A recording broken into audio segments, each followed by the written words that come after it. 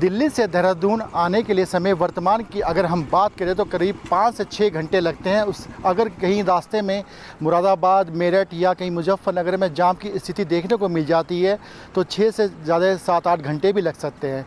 लेकिन केंद्र सरकार की तरफ से जो एलिवेटेड रोड तैयार की जा रही है, हम अभी उसी एलिवेटेड रोड पर ही के मौके पर पहुंचे हैं और हम दिखाना चाहेंगे जो ये एलिवेटेड रोड है इसकी तैयारी चल रही है और जो दिल्ली से लेकर देहरादून तक सिर्फ जो 6 से 7 घंटे की जो हमने अभी समय बताया है, सिर्फ 2.5 घंटे में इसकी दूरी तय की जाएगी। हालांकि जो इसकी दूरी अगर हम बात करें तो इसकी दूरी लगभग 250 किलोमीटर है और इसमें जो वाहन दौड़ेंगे लगभग 100 किलोमीटर प्रति घंटा की रफ्तार से वाहन दौड़ेंगे।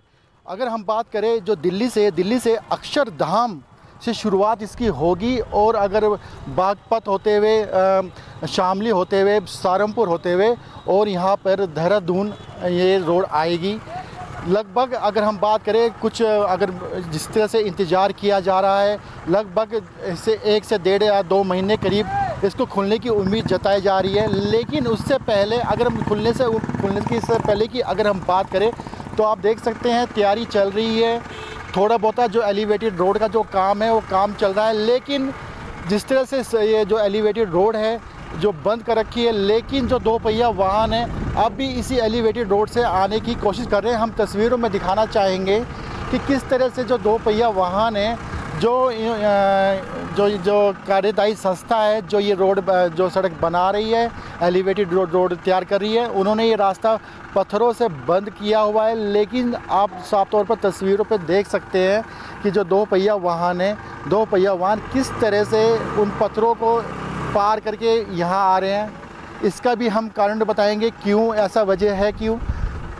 अगर हम वर्तमान की बात करें तो हम वो रोड भी दिखाएंगे जो पुरानी रोड है जो डाटकाली से लेकर जो गणेशपुर तक जाती है। और आप देख सकते हैं वो रोड जो सामने आप देख सकते हैं तस्वीरों में जा रही है। इसमें अगर वर्तमान की बात करें तो वर्तमान में पर्यटन सीजन चल रहा है, 4 धाम यात्रा चल रही है। अगर हम कल की बात करें शनिवार की, तो शनिवार को यहाँ पर लगभग 10 किलोमीटर का जाम देखने को मिला था क्योंकि 2 ट्रक यहाँ पर ख़राब हो चुके थे, जिसके वजह से जो यात्री हैं उनको कई घंटे तक उसमें वहाँ पर जूझना पड़ा था, जिसमें गाड़ियाँ थी, मोटरसाइकिल थे। इस वजह से जो 2 पहिया वाहन हैं, इन 2 पहिया वाहन जाम से बचने के लिए यह कदम उठाने को तैयार हो रहे हैं। हालांकि जो एलिवेटेड रोड है, ये एलिवेटेड रोड लगभग 12,000 करोड़ के से लागत से तैयार किया जा रहा है। और अगर हम बात करें जो देहरादून से जोड़ने की बात हम कर रहे हैं, जो गणेशपुर से लेकर डाटकाली तक ये लगभग 12 किलोमीटर का ये एक पेच है, एलिवेटेड है और इसमें कई पिलर से तैयार किया गया है। और इसमें जब ये तैयार किया जाएगा तो इसमें जो गाड़ी है लगभग 100 किलोमीटर की रफ्तार से इसमें दौड़ेगी। हालांकि अब आप हमको ये भी दिखाएंगे कि जो एलिवेटेड जो रोड तैयार की जा रही है इसका कितना फ़ायदा अब आगे मिलने वाला है और जो नुकसान भी देहरादून वासियों को देखना पड़ेगा। लेकिन हम सबसे पहले ये बताएंगे कि इसका कितना फ़ायदा मिल सकता है। आप देख सकते हैं सामने तस्वीर है उत्तराखंडी जो यहाँ से एंट्री शुरू हो रही है और उसके बाद आसा रोडी आता है। आसा रोडी से रास्ता अलग अलग हो जाएगा और अभी सबको जानकारी ये भी होगी कि रिस्पना और बिंदाल पे एलिवेटेड रोड का काम शुरू होने वाला है। हालांकि अभी जो मकान हैं, मकानों पे निशान लगाए जा रहे हैं, ज़मीनों को अधिग्रहण किया जाएगा। अधिग्रहण करने के बाद में उस पर एलिवेटेड रोड का तैयार किया जाएगा। लगभग 26 किलोमीटर का ये रोड तैयार किया जाएगा और उसमें लगभग 2600 से ज़्यादा घरों को अपने अधिग्रहण किया जाएगा, उनको तोड़ा जाएगा। तोड़ने के बाद लगभग 6100 करोड़ में ये जो एलिवेटेड रोड जो रिस्पना और बिंदाल पे तैयार की जाएगी, वो तैयार करने के बाद में अब इसका फ़ायदा हम बताएंगे कि क्या फ़ायदा यात्रियों को जो बाहरी राज्यों से आने वाले हैं, उन बाहरी राज्यों से जो यात्री हैं उनको क्या फ़ायदा मिलने वाला है।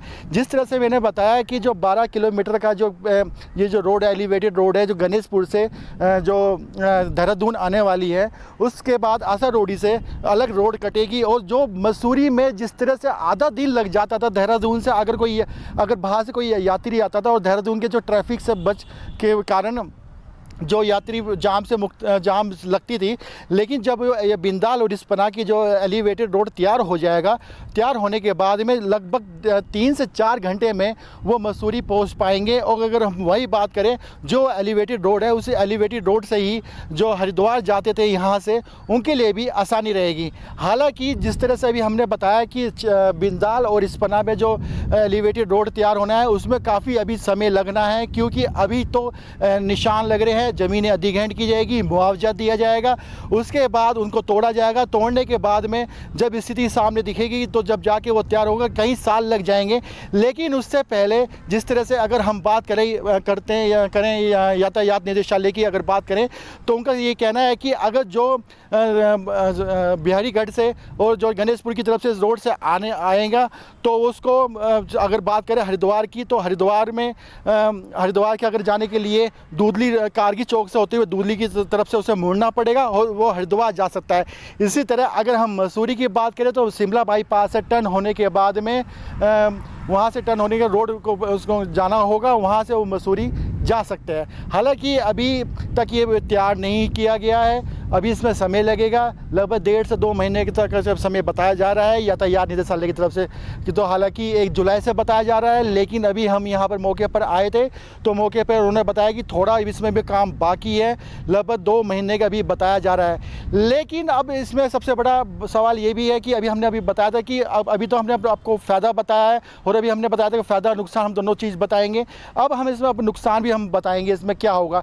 जिस तरह से अभी आपको हमने बताया था कि 8 से 9 घंटे दिल्ली से देहरादून आने के लिए समय लगता था, अगर जाम लग जाए तो उससे भी ज़्यादा समय लग सकता है। लेकिन जब ये एलिवेटेड रोड बन जाएगी तो 2.5 घंटे का समय लगेगा। लेकिन जिस तरह से अब ये रोड तैयार हो जाएगी 2 महीने बाद या 2.5 महीने बाद, जब ये रोड तैयार हो जाती है, तो जिस तरह से यात्री अब अगर हम वर्तमान का अनुमान लगाए, तो प्रतिदिन 15,000 के करीब गाड़ियाँ देहरादून में आती है। लेकिन जब ये रोड तैयार हो जाएगी, एलिवेटेड जब ये हाईवे नेशनल हाईवे बन जाएगा, तो आप इससे अनुमान लगा सकते हैं कि जो गाड़ियों की जो संख्या है वो बढ़ने वाली है। क्योंकि जिस तरह से 2.5 घंटे की बात कही जा रही है, तो जो यात्री है ट्रेनों का, हवाई जहाज़ का सफ़र कम करेंगे।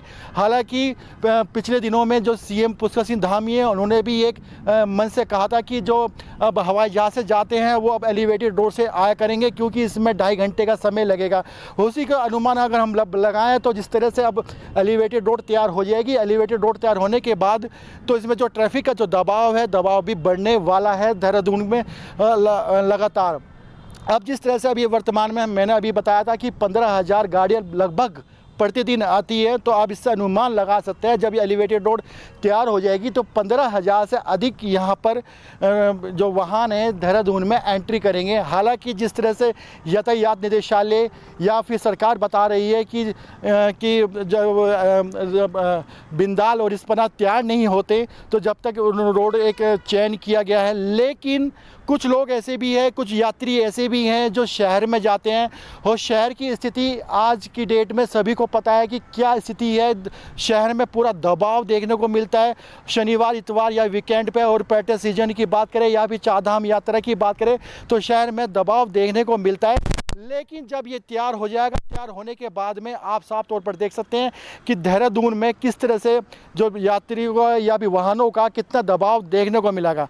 हालांकि यातायात निदेशालय ने जो बजट, जो कार्य योजना है सरकार को भेज रखी है, सड़क के बारे में जो योजना है वो तैयार करने की बात कही जा रही है, जिससे कि जो देहरादून के अंदर जो शहर है उसमें जो यहाँ के जो लोग रहते हैं उनको दिक्कतों का सामना ना करना पड़े। लेकिन जब तक अगर वो कार्य योजना तैयार नहीं होती है, तो जो लोग यहाँ पे देहरादून में रहते हैं उनको दिक्कतों का सामना सहन करना पड़ेगा। कैमरा पर्सन अफजाल के साथ हिमांशु चौहान, रफ्तार मीडिया, देहरादून।